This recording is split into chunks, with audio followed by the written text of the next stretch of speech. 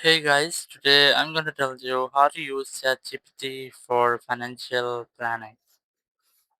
If you're using ChatGPT and you want to use your ChatGPT for financial planning, so let's see how you can do that.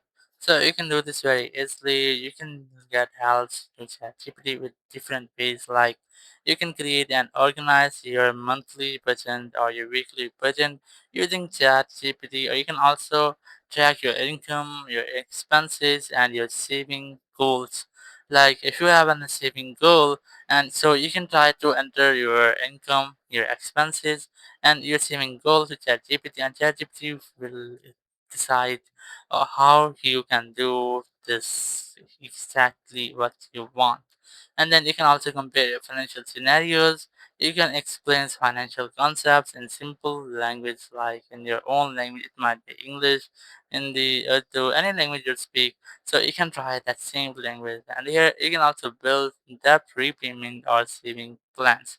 So let's say I have a simple and smart prompt. I'm gonna using with ChatGPT. Just open ChatGPT here, and I'm going to pasting my prompt in this section.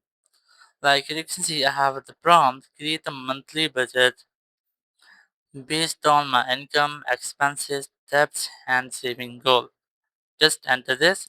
After that, ChatGPT might ask for your own monthly payment or your monthly income. If you don't want to tell your monthly income, so you can also change this currency or what you want, and then you can decide this. So you just have to enter your income here.